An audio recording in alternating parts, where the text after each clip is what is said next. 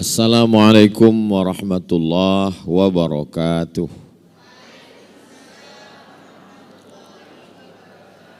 Alhamdulillah, wassalatu wassalamu ala rasulillah wa ala alihi wa sahbihi wa man tabi'ahu wa mawalah. Subhanaka la ilma lana illa ma'allamtana innaka antal alimul hakim.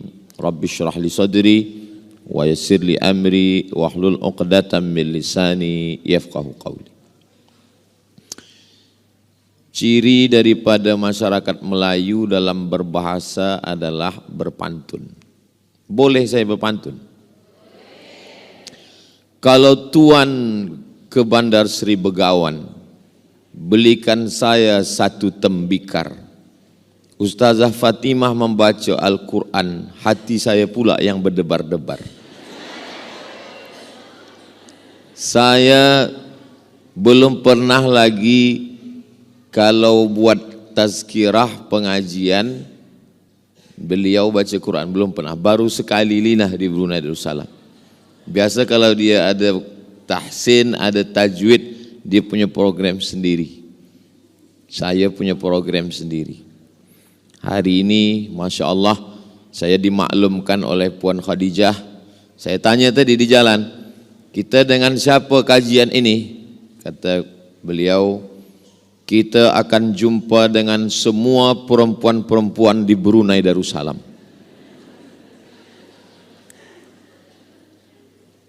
Mudah-mudahan pertemuan kita ini diridai Allah Subhanahu wa Ta'ala. Jadi kami yang lelaki hari ini adalah kaum minoriti di tengah perempuan yang solihah-solihah. Yang pertama kali masuk Islam itu lelaki atau perempuan?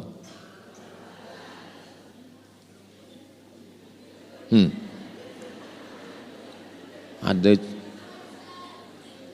Yang pertama, Nabi SAW dapat wahyu.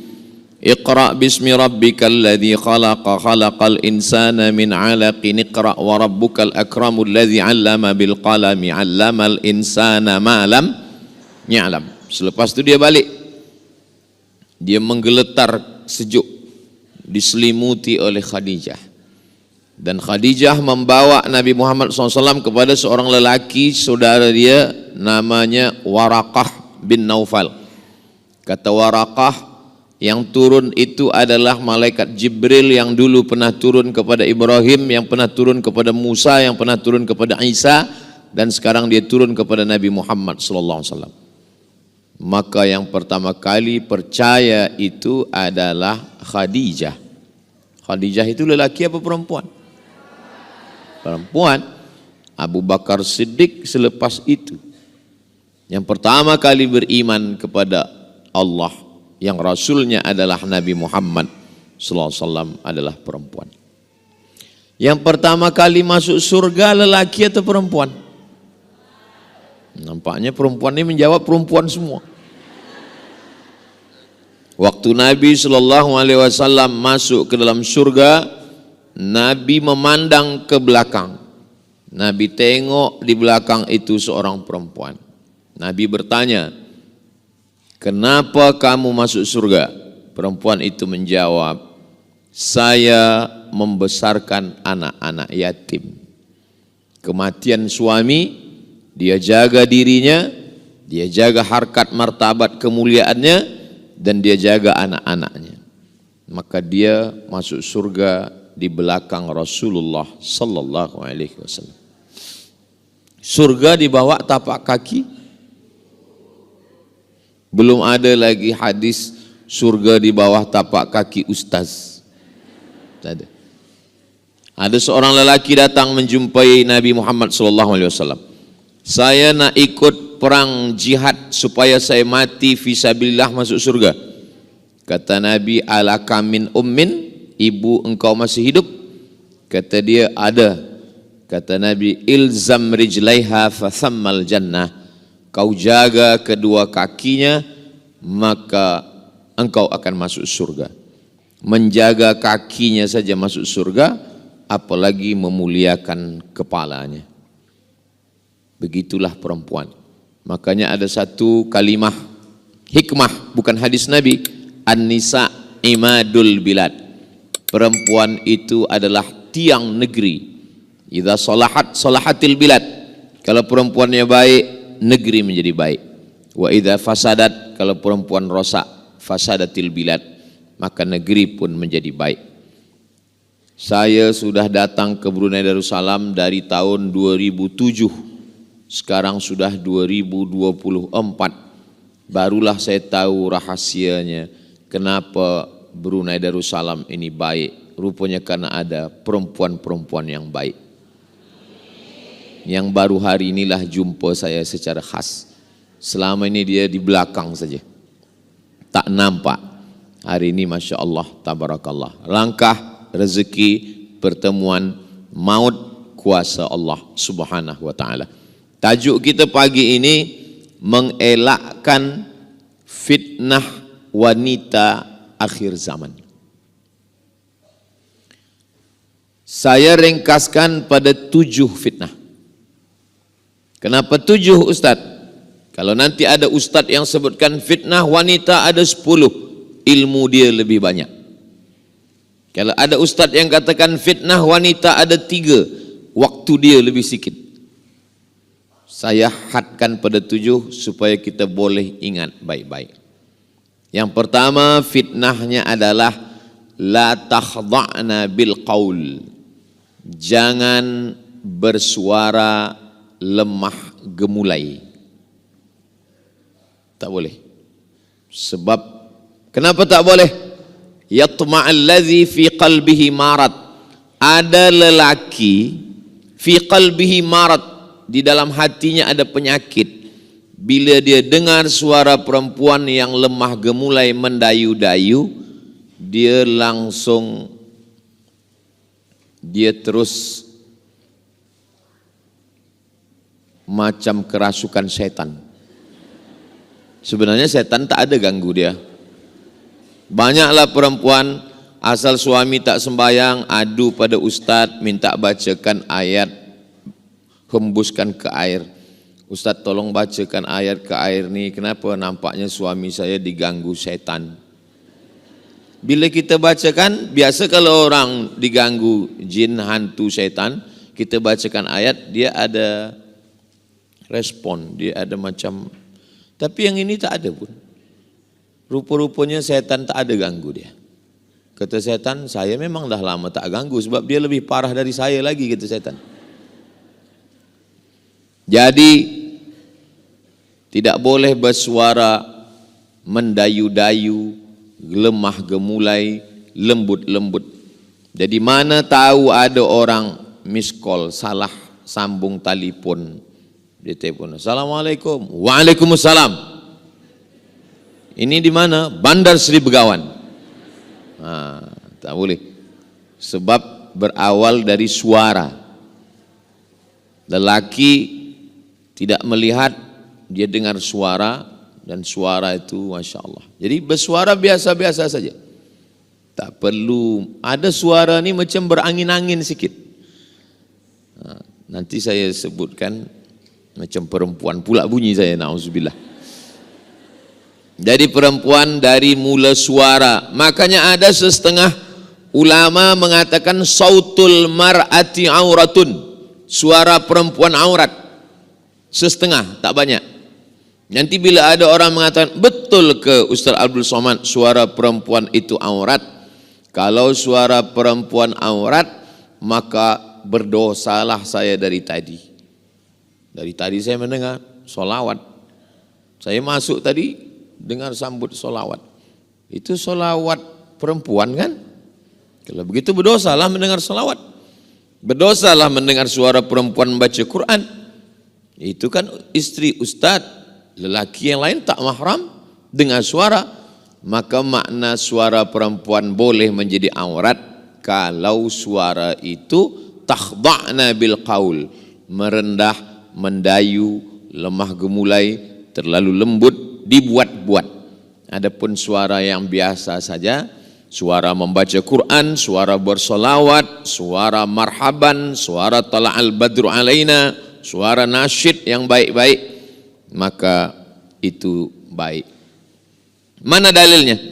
Sahabat Nabi bertanya kepada Sayyidatuna Aisyah tentang perempuan, mandi rambut ikatnya tak dibuka. Mereka bertanya kepada sahabat Nabi namanya Abu Musa al-Ash'ari. Kata Abu Musa al-Ash'ari mesti dibuka. Lalu dia ragu, dia tanya kepada Aisyah, Aisyah, wahai Ummul Mukminin, kami dah bertanya kepada Abu Musa al-Ash'ari. Kata Abu Musa al-Ash'ari mesti dibuka. Kata Sayyidatuna Aisyah, kalau dia nak cepat atau kalau dia susah, dia siramkan saja air basah pun sudah.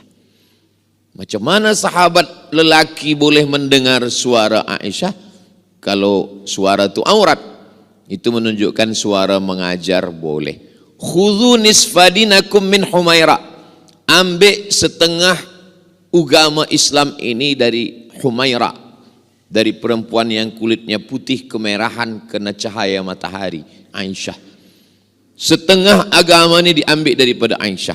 Macam mana riwayat tentang Nabi wudu, macam mana Nabi mandi, macam mana Nabi dalam bilik, macam mana Nabi dalam rumah, itu riwayatnya daripada Sayyidatuna Aisyah. Macam mana dia meriwayatkan hadis kalau suara dia tak terdengar? Ini menunjukkan bahwa suara jalan tengah. Yang kiri mengatakan suara boleh sama sekali, yang kanan mengatakan suara tak boleh sama sekali. Wa kadzalika ja'alnakum ummatan wasata, yang pertengahan suara ada yang boleh, ada yang tak boleh. Suara yang halal, suara mengajak kepada amar ma'ruf nahi mungkar. Adakah ustazah di Mesir itu? Ada ahli tafsir namanya Profesor Dr. Ustazah Syekhah Aisyah binti Syatib. Lalu kemudian Raja Maghribi namanya Muhammad Al-Khamis menjemput beliau dari Kaherah untuk mengajar di universiti tertua di dunia, namanya Qarawiyyin University, mengajar di sana. Lalu kemudian Syekhah Aisyah binti Syati punya murid namanya Syekh Muhammad Rawandi. Itulah yang mengajar kami di Darul Hadis Maghribi. Lalu kemudian Syekh Rawandi punya murid namanya Prof. Dr. Faridah Zamro, perempuan pensyarah yang mengajar saya di Darul Hadis Institute di Maroko, Maghribi. Maknanya perempuan ada mengajar, mensyarah di kelas. Jadi saya ingin jelaskan bahwa suara perempuan, al-mu'minun laki-laki, wal mu'minat perempuan, ba'duhum awliya'u ba'd, mereka saling tolong menolong. Ya'muruna bil ma'ruf, mengajak kepada yang baik, wa yanhauna 'anil munkar, melarang daripada perbuatan yang mungkar. Sekarang na'udzubillah, fitnah akhir zaman ini luar biasa. Suara perempuan, lagunya biasa saja tapi suaranya luar biasa. Maka kalau suara itu mengingatkan pada kematian, suara yang mengingatkan kepada Nabi, suara membaca Quran. Di tempat saya banyak qari'ah perempuan, di antaranya Johan Musabaqah Tilawatil Quran, namanya qari'ah Maria Ulfah, boleh tengok di YouTube. Tapi bila saya ke Mesir, tak ada qari'ah perempuan. Saya heran. Lepas tu saya tanyalah sahabat saya yang orang Mesir, namanya Mukmin. Mukmin, ya. Tempat saya ada qari'ah perempuan. Kenapa di sini tak ada qari'ah perempuan? Kata Mukmin, tempat engkau bila ada qari'ah perempuan, orang dengar suaranya. Tempat kami bila ada qari'ah perempuan, orang tak dengar suaranya, tengok mukanya. Jadi lain tempat, lain adat, lain lubuk, lain padang, lain belalang, lain lubuk, lain ikannya. Nah, itulah mengapa di Arab jarang qari'ah perempuan. Sebab apa? Sebab mungkin adat istiadat, sebab kebiasaan. Tapi hukum asalnya suara perempuan itu al-aslu fil asya al-ibahah. Hukum asalnya boleh, halal. Bila dia menjadi haram, kalau menyebabkan perbuatan maksiat. Bila dia menjadi haram, kalau memancing nafsu syaitan dan kepada yang buruk. Dalil pengambilan hukum dalam Islam ini ada 10. Quran, hadis, ijma', qiyas, syar'u man qablana, sadduz zara'i, qaulus sahabi, istihsan, istishaf, urf. Salah satu dari yang 10 ini adalah sadduz zari'ah. Sadduz zari'ah menutup celah, menutup lubang. Apa hukum lelaki perempuan tidak mahram duduk di tepi lebuh raya yang ada kerusi? Setengah orang mengatakan mubah, boleh, sebab dia tak berdua-duaan, dia tidak berkhalwat, sebab ada orang ramai lalu lalang. Tapi setengah ulama mengatakan haram. Mana dalilnya haram? Sadduz zari'ah, menutup celah. Ustaz Abdul Somad, ya, apa hukumnya saya ambil number kawan saya, sesama penuntut ilmu pelajar? Dia belajar, saya belajar, saya ambil number dia. Dia perempuan, saya lelaki. Kata saya haram. Mana dalilnya? Dalilnya sadduz zari'ah, berawal dari ambil number, lama-lama say hello, lama-lama dan seterusnya. Maka menutupnya itu lebih baik daripada membuka. Oh, jadi kalau kami ambil tak boleh? Tak boleh, haram. Ustaz, kenapa boleh? Sebab ada istri saya tengok. Jadi dalil pengambil hukum tidak hanya sebatas had terhad pada Quran dan Sunnah. 10 itu dikaji dalam ilmu namanya usul fiqh. Kalau halal, haram, makruh, mubah, sunat, sunan muakkad, itu namanya fiqh. Adapun ilmu yang menghasilkan hukum itu namanya usul fiqh. Usul adalah asas dasar daripada keluarnya hukum itu. Usul fiqh. Begitulah tentang fitnah yang pertama. Rasa-rasa dari penjelasan saya yang pertama nih, muslimat-muslimat semua pernah tak mendengar suara yang merosakkan umat? Rasa-rasanya yang saya cakapkan ini ada tak terjadi zaman sekarang? Alhamdulillah. Kalau yang saya khawatirkan itu bila saya tanya, yang saya sampaikan ini ada tak? Rasanya tak ada lah Ustaz Somad. Bila rasa ada, berarti rasa yang saya tahu, yang saya rasakan, yang saya sampaikan ini rupanya terasa juga oleh jamaah. Baik suara penyanyi, atau suara reporter, atau suara pengacara, atau suara apapun dia, kalau menyebabkan terbukanya pintu perbuatan maksiat. Bagi lelaki bila dia dengar, dia matikan. Sebab apa? Sebab itu pintu masuknya setan. Setan itu, kerja setan itu macam menengok api di lalang kering. Bila ada api, baru setan kerja dia mengkipasnya saja. Kalau tak ada api dia tak boleh. Apinya itulah suara perempuan itu. Bila ada suara itu, baru dia kipas.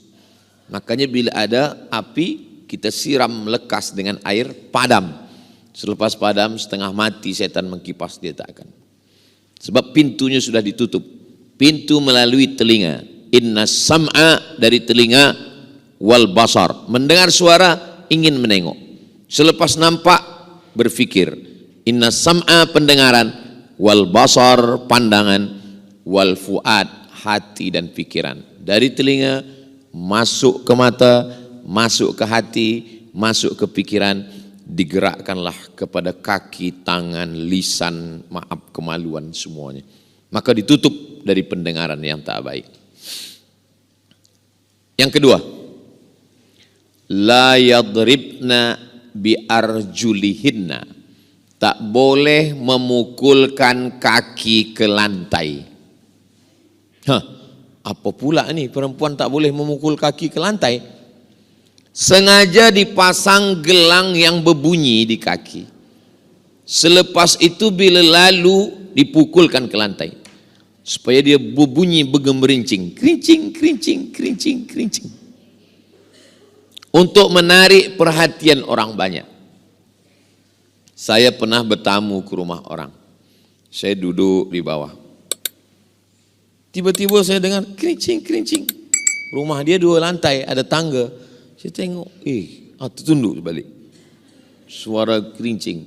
Dalam hati saya, rupanya yang disampaikan Nabi 14 abad lampau ada terjadi zaman sekarang. Bunyi kaki gemerincing. Alhamdulillah, anak saya tidak saya pakasi bagi gelang kaki gemerincing. Sebab apa? Anak saya lelaki. Tapi ada orang bagi hadiah.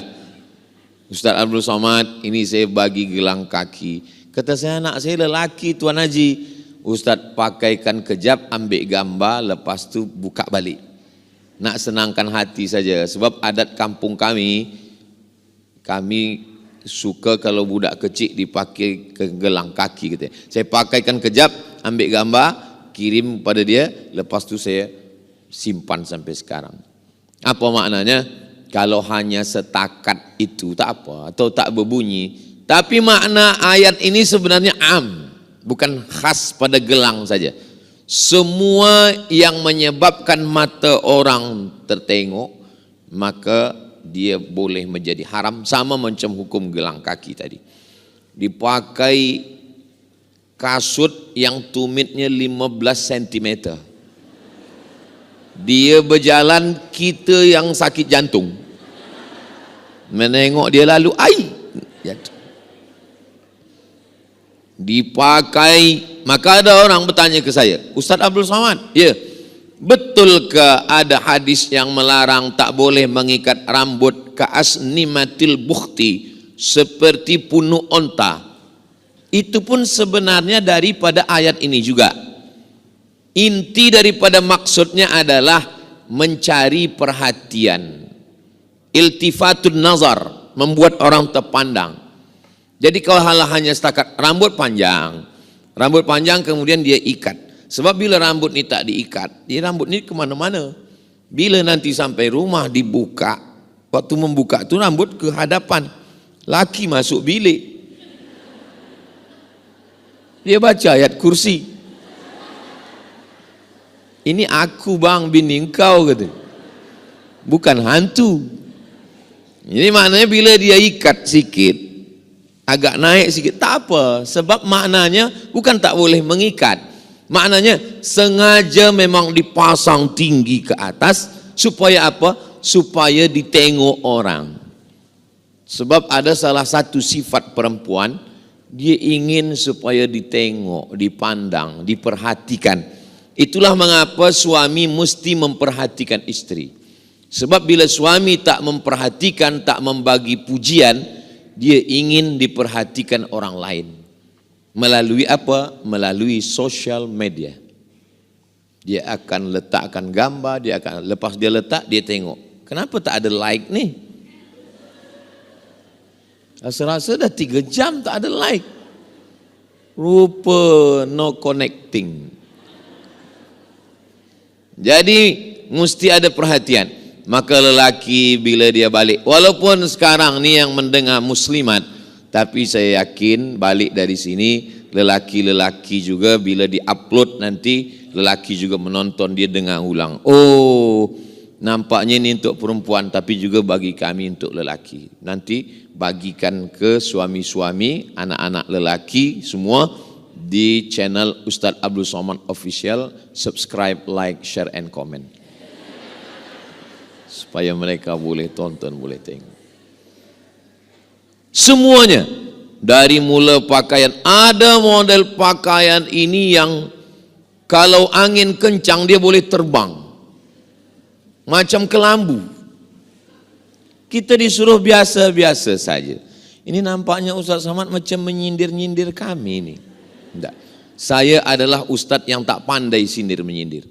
Saya ni kata orang Melayu, simbah daun nampak buah, to the point. Langsung saja. Saya cakap saya tak pandai sindir menyindir. Sebab dulu pernah juga ada pengerusi masjid, nanti Ustaz Somad sampaikan ini. Saya sindir. Lepas tu balik kata dia, mohon maaf Ustaz, yang disindir tu tak datang.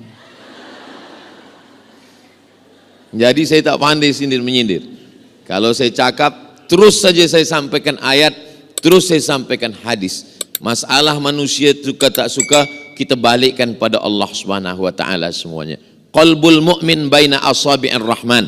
Hati orang beriman itu terletak pada kuasa Allah taala. Maka kita selalu meminta, ya muqallibal qulub, engkau yang membalik-balikkan hati manusia. Manusia nak dengar, manusia suka, manusia tak suka. Dan almarhumah mak saya selalu nasihatkan, kau sampaikan saja ayat Allah, kau sampaikan saja hadis Rasulullah. Manusia suka tak suka, yang penting Allah suka. Maka dulu awal-awal saya bawa almarhumah mak saya ke masjid, masjid besar, penuh orang ramai. Saya sangka bila balik nanti dia akan katakan, ramai orang datang tadi. Bila balik dia tanya, engkau tak ada pelihara jin kan? Apalah mak ni, kata dia. Saya ni ustaz. Aku takut engkau berkawan dengan jin, lalu kemudian jin itu menarik hati manusia supaya dia suka pada cakap engkau tak akan diterima Allah Subhanahu wa taala. Aku ni ustaz mak, takkan aku berkawan dengan jin? Jinnya ustaz juga, kata dia. Aku ni dari Mesir mak, dari Kahirah. Jinnya pun dari Kahirah juga, kawan-kawan Fir'aun. Jadi nasihat yang paling dalam adalah nasihat ibu. Masuk ke dalam tangkai hati, jantung, kefikiran sampai hari ini. Jadi nasihat adalah supaya bertudung biasa saja, berbaju biasa saja, bercakap pun biasa saja. Engkau berlebih bukan kerana tudungmu, engkau berlebih bukan kerana pakaianmu, engkau berlebih kerana akhlak di hadapan Allah Subhanahu wa taala. Pertama, suara, yang kedua, kaki. Yang ketiga, la tabarrajna tabarrujal jahiliyatil ula. Jangan bersolek-solek jahiliyah dulu. Rupanya jahiliyah zaman dulu pun sudah tahu bersolek. Makna yang tak boleh ini adalah membuat sesuatu yang sudah elok menjadi lebih dan itu menurut perasaan dia saja. Sebenarnya orang yang menengok biasa saja. Tapi wala umanniyannahum, kata setan, wala umanniyannahum, aku buat dia selalu bersangka-sangka, berhalusinasi, menyangka akulah paling cantik, akulah paling elok, akulah paling pasang sini, pasang sini, pasang ini, padam lampu. Bila pergi tempat walimah, orang senyum, kita pun senyum.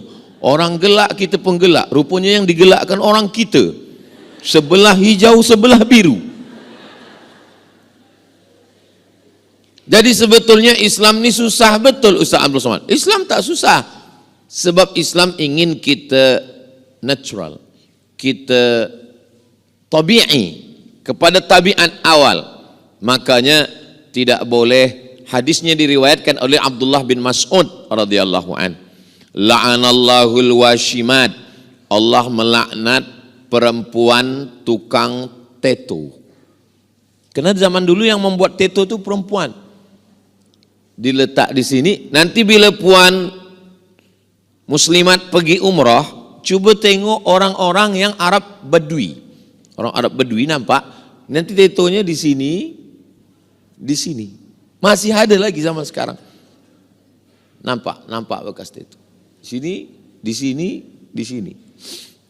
La'anallahul washimat. Allah melaknat tukang buat tato. Wal mutashimat, minta buatkan. Wal mutanammisat, mencabut. Ini apa nama? Alis. Mencabut. Dah elok-elok, cabut.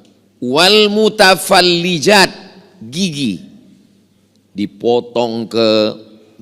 Wal mughayyirat, merubah lil husni. Merubah yang dah elok menjadi merasa lebih. Adapun yang maaf memang kurang, nauzubillah, lahirnya kurang, entah bentuk gigi apa kurang, dia senyum kita pengsan. itu boleh. Dia buat operation pada doktor. Ini doktor. Sebab ini tidak normal, tidak tabi'i, tidak seperti nature. Maka dia boleh balikkan kepada bentuk semula, boleh. Bentuk tumbuh rambut atau alis ni sebelah tumbuh, sebelah tidak. Kemudian pergi ke Turki, Istanbul untuk menanam rambut ni, boleh ditanam, itu boleh, sebab balik kepada bentuk normal. Sebab bila dia pertahankan macam itu, orang pula berbisik-bisik, tertanya-tanya, kenapa hilang? Entahlah, kena sambar petir, kata dia. Adapun yang sudah elok, bila manusia merubah sekali, kata setan, ubah 2 kali. Pertama ubah ini, setelah itu ubah ini. Kata setan, ini kurang panjang, kunjukkan sikit. Nanti buatkan lesung pipit sini. Sudah ada sini, buatkan sini, buatkan sini. Saya macam-macam. Ini. Na'udzubillah. Semua. Padahal sebenarnya itu dia saja dalam pikirannya merasa karena bisikan setan. Sebetulnya kita yang menengok biasa saja. Orang yang sudah berpuluh kali operation, bila kita tengok, muka orang sama semua. Muka yang buatan manusia itu sama. Saya bila bercakap macam ini, baik muslimat yang ada di masjid, salihin, maupun yang mendengar melalui streaming atau yang nanti melalui channel, kunci mendengar tazkirah Ustaz Abdul Somad dan ustaz-ustaz lain satu saja, jangan tersinggung. Beberapa jamaah mendengar tersinggung, balik meninggal. Sebab kita nak belajar. Saya tak tahu. Bila saya tazkirah ke masjid, tidak ada boleh orang membisik-bisikkan sesuatu ke saya, dan saya tidak mahu. Pengerusi masjid tak ada, Puan Khadijah tak ada, sesiapa pun tak ada. Saya menyampaikan kerana Allah. Bismillahi tawakkaltu 'ala Allah, la haula wala quwata illa billah. Jangan nanti bila dengar, nampaknya tertuju ke saya ni. Tak begitu. Apalagi mata ustaz tu tadi agak ke saya pula. Pasalah saya ceramah menengok ke bawah. Artinya ini untuk kita semua. Nanti di akhir majlis saya tetap minta maaf. Ada kata yang tak berkenan di hati, menyinggung perasaan. Galah patah boleh disambung, kaca retak boleh direkat, hati yang sakit kemana ubat akan dicari. Boleh untuk tulis baju t-shirt belakang. Kaca retak boleh direkat, galah patah boleh disambung, hati yang sakit kemana obat akan dicari. Tapi jangan lupa tulis bawah UES. Apa ni? Waktu dah habis? Belum? Baru 3. Yang keempat adalah la yakhluwanna rajulun ma'amra'atin illa ma'azi mahramin. Tidak boleh berdua-dua lelaki dengan perempuan bila tak ada mahram. Puan Haji, saya nak bawa anak gadis ni sebentar, nak berjalan-jalan ke tepi pantai, ke tepi laut, ke tepi hutan. Tak boleh. Kalau engkau nak bawa, saya mesti ikut, kita bertiga. Rupanya anak lelaki ni pandai pula. Mak Haji, kata Nabi, bila ada lelaki perempuan berdua, yang ketiga tu syaitan. Eloklah kami berdua saja, kata dia. Orang zaman dulu kalau nak jahat, buat jahat aja, buat dosa, buat dosa. Orang sekarang, dia buat jahat, dia buat dosa, dia tahu pula dalilnya. Inilah akhir zaman ni. Maka kita mesti pandai-pandailah jaga anak perempuan supaya jangan layak. Tapi Ustaz Abdul Somad, anak perempuannya elok, mak perempuannya pula. Dari pukul 8 pagi di office, 8 jam sehari. 9, 10, 11, 12, 1, 2, 3, 4. 8 jam dengan laki orang, 2 jam dengan laki sendiri.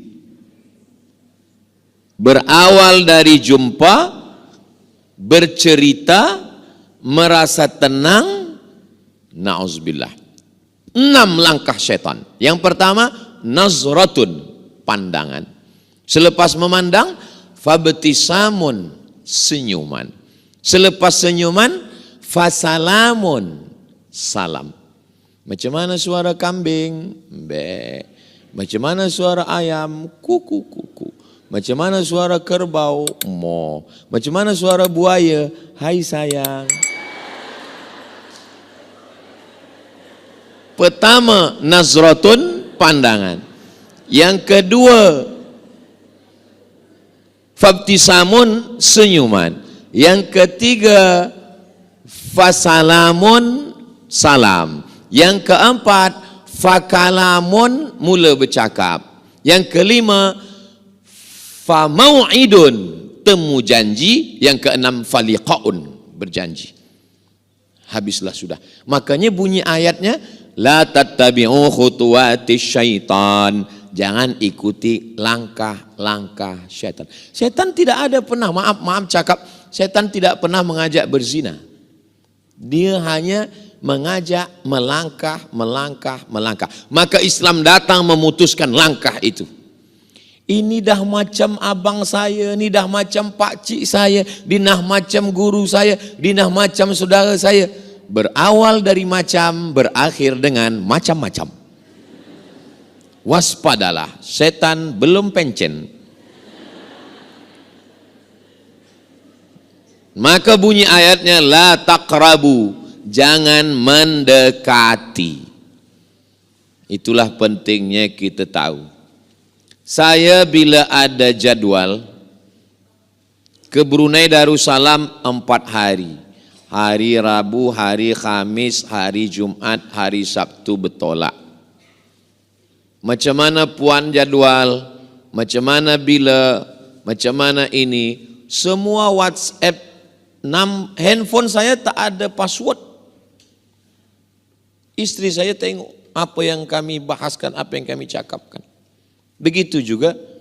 Jadi kita kalau berkomunikasi dengan orang, tidak boleh lebih daripada apa yang kita hajatkan.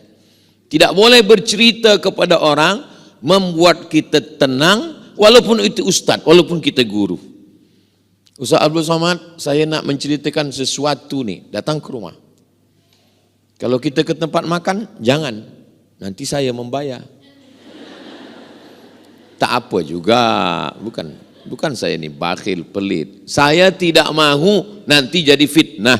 Datang ke rumah, nanti istri saya ada, dia akan dengar. Jangan tulis sini, jangan kirim voicemail, jangan video call. Dan handphone tahu semua. Supaya apa? Sebab kita pun tahu, kita manusia juga. Orang jatuh bukan pada lubang yang besar, tapi dia jatuh pada kulit pisang. Kenapa? Kalau lubang besar dia hati-hati, takut. Tapi kalau kulit pisang, dia disitulah dia akan jatuh.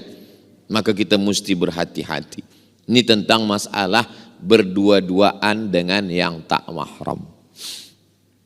Berangkat dari rumah pukul 7, masuk office kerja pukul 8, pukul 12, pukul 1 makan siang bersama, petang balik ada jam, sampai rumah mandi siap-siap maghrib, maghrib makan lepas isya, 9, 10 hanya 2 jam dengan suami dan anak, itu pun scroll WhatsApp, Instagram, Telegram, FB. Ustaz Somad cakap pasal FB, pasal Instagram. Ustaz pun ada Instagram juga, ada. Yang mana Instagram Ustaz Abdul Somad? Yang follower 8 juta itulah. Maksudnya yang belum follow lah. Isinya tak ada lain daripada tazkirah, nasihat, dakwah, tak ada macam-macam. Dan saya tak tahu passwordnya. Sebab yang isikan semua admin. Jadi saya ambil gambar, saya bagi tahu admin. Awak masukkan ini, awak tuliskan ini, awak ini. Ini jangan, ini jangan. Saya tak tahu. Kenapa Ustaz tak tahu? Sebab bila saya tahu, nanti saya baca komen, saya balas balik. Halakam ru'un lam ya'rif qadrahu. Celaka orang yang tak tahu siapa dirinya. Saya yang paling tahu diri saya, kelemahan saya, Nanti bila saya buka macam-macam komen, saya tengok orang kirim message macam-macam, maka saya serahkan pada orang lain. Inilah yang membuat saya tak katakan saya selamat, tidak. Selamat kita tu nanti bila kita mati dalam keadaan husnul khatimah. Hidup masih panjang lagi. Kita tak tahu. Maka kita selalu berhati. Ini sekarang dalam watawasau bil haq watawasau bis sabr. Berikutnya yang kelima. Yang kelima adalah la tusafiranna mara'atun illa ma'azi mahramin. Jangan musafir bersama yang tak mahram. Lepas saya khutbah Jumat, turun daripada mimbar, datanglah seorang lelaki hendak mencium kaki saya. Saya tarik, dia tegak balik. Badan dia tegap. Dia menangis. Ustaz, saya cakap menangisnya tunda dulu. Saya nak ba'diyah Jumat. Dia tundalah, macam mana menahan air mata saya tak tahu. Lepas ba'diyah Jumat, apa masalahnya? Saya hantar isteri saya ke airport.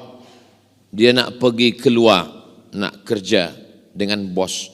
Saya katakan pada bos, bos tolong tengok dan jaga isteri saya ni. Kata bos saya akan jaga. Rupanya betul-betul dia jaga, Ustaz.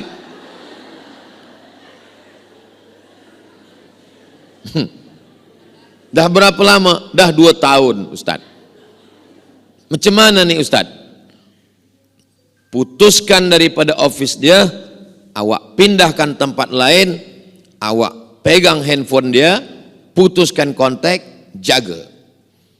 Bawa malam tahajud, baca Yasin, berzikir, weekend pergi jalan, dekatkan hati perasaan. Macam mana boleh? Siap, Ustaz. Bismillah, bismillah. Lepas sebulan, telefon. Ustaz, boleh kita jumpa makan sama siang ni? Okey. Mana ada doa tolak makan? Yang ada tolak bala. Bila jumpa menangis lagi. Apa menangis ni? Hati saya tak boleh menerima, Ustaz. Rupanya lelaki, setegap apapun badannya, dia tak boleh menerima perempuan yang pernah melakukan kesalahan. Itu yang dapat saya fahami. Mulutnya berkata sanggup. Tapi kata awak bulan lalu kata awak sanggup. Itulah Pak Ustaz, mulutku berkata iya. Tapi hatiku tidak, Pak Ustaz. Pikir dulu pendapatan, sesal kemudian tiada gunanya. Maka pikir elok-elok. Karena lelaki susah untuk menerima. Kalaupun dia menerima, bukan kerana perempuan, tapi kerana anak, kerana itu, kerana ini dan lain-lain. Ini saya tidak ingin kita bercerita, ini kan zaman dulu, ini kan dalam Quran, ini kan dalam hadis. Yang saya ceritakan adalah true story. Kisah kenyataan yang ada di zaman ini dan dialami oleh jamaah. Tapi nama tak boleh sebut. Nanti bila dia dengar, macam kisah aku tu. Dia pun dapat pahala sebab kita tidak menceritakan nama orang. Dia dapat pahala sebab dari cerita dia itulah orang akan ambil iktibar pelajaran. Bahawa di zaman ini na'udzubillah, maka tak boleh musafir. Bila ada orang nak kontak, nak tanya ustazah macam mana? Dia tanya ustazah yang lain. Ustazah lain akan sampaikan. Maka laki-laki mesti ada cemburu. Tapi janganlah pula sangat cemburu hingga tak boleh beli sayur. Kenapa kita siang ni tak ada makan, tak ada ikan? Itulah abang cemburu, aku nak beli ayam cemburu. Nak beli itik cemburu. Ada atuk-atuk tua pun cemburu juga. Ini namanya cemburu buta. Cemburu buta. Tapi lelaki yang tak ada cemburu, la yadkhulul jannah. Tak masuk surga. Siapa itu ya Rasulullah? Dayyus. Dayyus. Jangan bagi nama anak Dayus. Apa makna Dayus? Allazi la yagharu ala maharimihi. Tak ada rasa cemburu. Nauzubillah. Salah satu sebab kenapa orang Islam tak boleh makan khinzir, sebab dia salah satu haiwan yang tak ada cemburu. Beza dengan ayam. Ayam jantan berdua berkelahi sampai tetes darah penghabisan. Apalagi ayam kampung. Apalagi ayam hutan. Kata ayam, lebih baik putih tulang daripada putih mata. Ayam tak ada cakap macam itu, kata saya. Tambahan sikit dari saya. Ayam begitu, tapi khinzir tidak. Dia tak ada cemburu. Maka makanan yang kita makan, kenapa tak boleh makan betaring? Kenapa tak boleh makan bekuku? Sebab dia buas.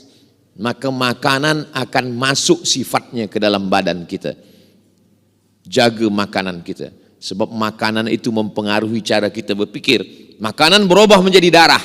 Darah semangkuk makanan berubah menjadi setetes darah masuk ke dalam jantung. Dari jantung naik ke otak. Yang merenung jantung, yang berpikir otak. Darahnya darah daripada yang haram berpengaruh kepada fikiran kita. Itulah kenapa kita tak boleh makan yang haram-haram. Kulu, makanlah min thayyibat, yang baik-baik. Yang keenam, waqarna fi buyutikunna, hendaklah perempuan itu duduk di rumah. Hukum asalnya perempuan hanya duduk di rumah. Yang mengantati bila tamu datang lelaki. Belum pernah sekalipun istri saya mengantar makanan, kue, nasi ke tamu. Bila tamu menengok, nanti saya cemburu. Tidak ada gambar kami di tempat bilik tamu. Nanti bila tamu tengok, cemburu. Ustaz ni cemburu buta jugalah. Apa maknanya? Untuk kita jaga. Perempuan, kalau kami pakai hijab boleh, tak masalah. Dulu sebelum taubat, sebelum hijrah, gambar muda-muda lagi dipasang, orang tengok, ini siapa? Bini kau. Dia dulu cantik juga ya. Ada hati manusia. Hati ini kita jaga. Maka jagalah hati. Kita nak pergi bawa kereta. Yang guna kereta drive tangan. Yang tengok jalan mata. Yang guna kaki. Tapi bila kita tengok di tepi jalan tertulis hati-hati. Kenapa tak tulis mata-mata? Kenapa tak tulis kaki-kaki?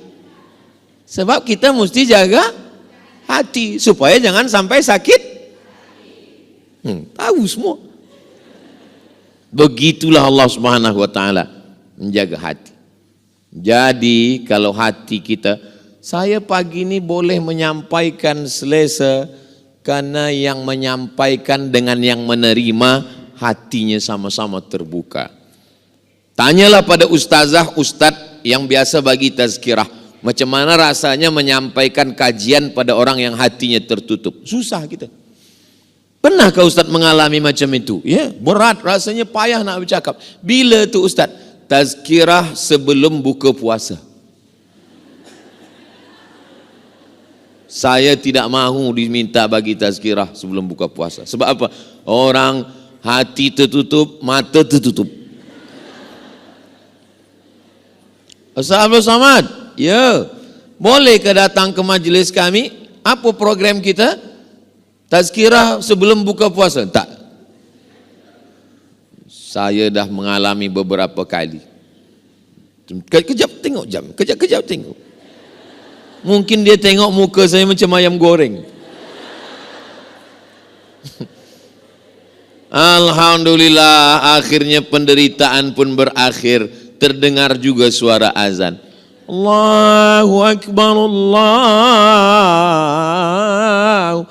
Demikianlah tazkirah yang singkat ini. Mudah-mudahan bermanfaat. Tak lama datang AJK, Ustaz Abdul Samad, mohon maaf. Kenapa? Itu tadi azan radio dari Jakarta, bukan di Riau, Sumatera. Belum lagi 10 minit lagi baru azan. Lepas buka puasa barulah saya sampaikan. Saya rasanya tadi menyampaikan tazkirah lama betul lah pada tuan-tuan. Kata jamaah yang mendengar, kami yang mendengar lebih lama lagi Ustaz. Tadi saya mula bagi tazkirah ni pukul 9, sekarang dah pukul 10. 1 jam saya bercakap, mengalir begitu saja. Ini menunjukkan muslimat ni hatinya terbuka kerana Allah Subhanahu Wa Taala. Iya ke? Kadang kita saja merasa. Tapi baru 6 saya sampaikan. Oh, kalau begitu tak boleh ke kami bekerja, Ustaz? Kami kerja di office, kami mencari nafkah. Ada seorang perempuan namanya Asma. Asma keluar rumah mencari makanan unta dan kambing.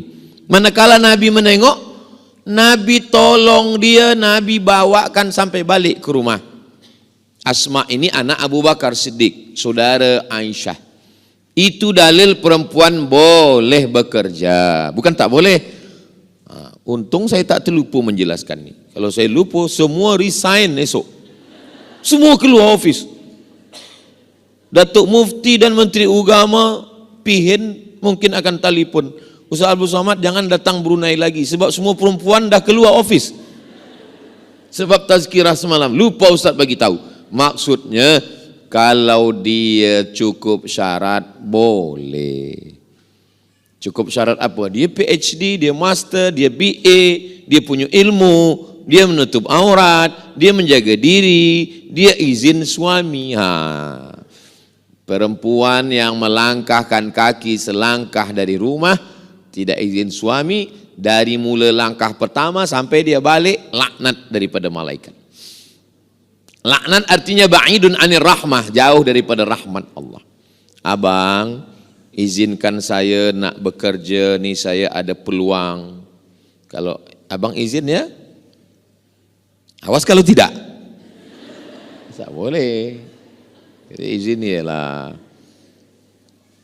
Suami itu membagi izin ada 2 kemungkinan. Pertama kerana dia sayang, kedua kerana dia takut. Beza-beza tipis antara sayang dan takut. Macam mana Ustaz? Cuba nanti puan balik ke rumah, tengok suami itu elok-elok. Tengok, abang ni macam yang takut ke yang sayang? Ada seorang lelaki manakala saya makan di rumah dia bagi tazkirah, dia tanya, Ustaz ada yang saya nak tanya. Tapi suara dia kecil je. Apa masalah? Apa hukumnya suami takut pada isteri? Saya pun jawab pelan juga. Suami yang takut pada isteri, dia tak kena azab kubur. Hah? Kenapa tak kena azab kubur Ustaz? Sebab kata malaikat, yang ini tak usah kita azab. Dia sebab dia dah terlampau azab di dunia.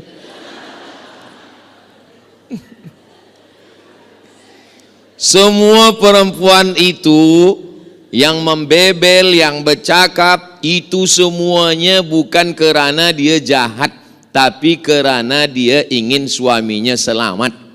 Betul? Nah, betul, mengaku semua.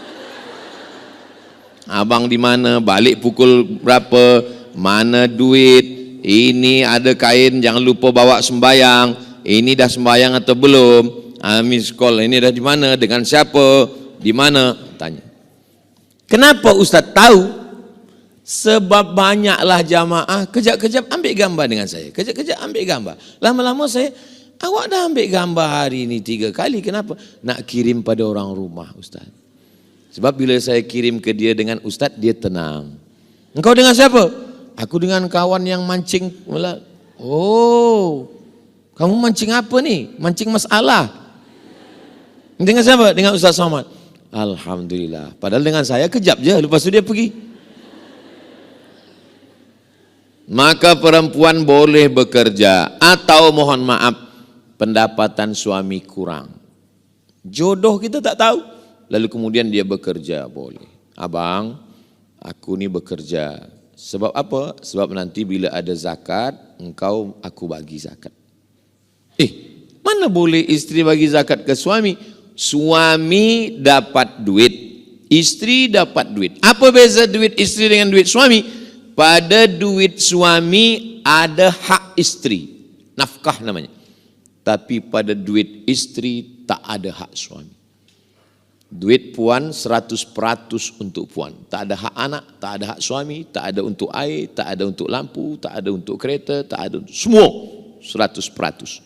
Yang lain suami bayar. Tapi apa kata seorang istri? Aku bagiin kau ni semua. Jangankan duit nih, nyawa aku bagi. Satu-satunya kesalahan aku dalam hidup ini adalah jatuh cinta pada kamu. Orang kalau sudah sayang, semua dia bagi. Yang last sekali, yang ketujuh adalah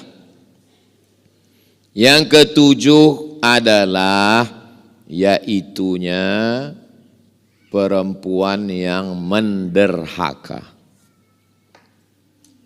Kalau perempuan itu salataha, somat saumaha, melaksanakan salat khamsaha, 5 waktu, melaksanakan puasanya, dia baik, maka dakhalatil jannah min haitsu sya'at.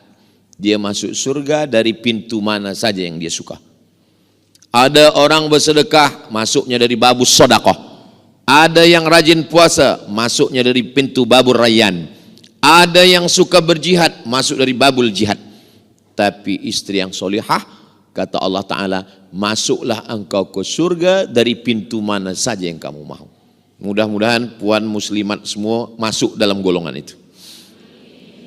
Ya Rasulullah, bagaimana perempuan yang solihah itu? 3. Idza ra'aitaha sarratka.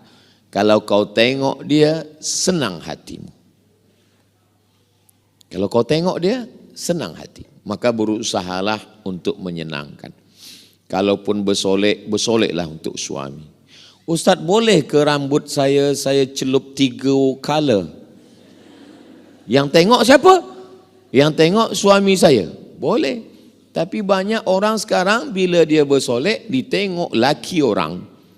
Bila dengan laki dia sendiri, tak usahlah kita sebutkan. Maka kemudian, idza amartaha ata'atka.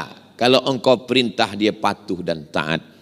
Wa idza ghibta anha, kalau engkau pergi, hafizat, dia jaga harta engkau, anak engkau dia jaga. Senang mata engkau menengok, patuh engkau perintah, dan bila engkau pergi, anak dan harta engkau dia jaga.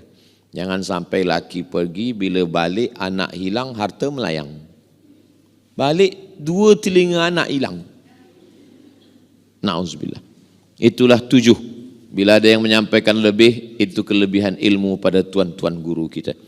60 menit. Sesuai dengan yang tertulis di botol. Tapi botolnya kecil je. Kalau besar 600 ml. Ini memang kecil tapi 3. Ada soalan-soalan. Masya Allah. Saya jawab soalan.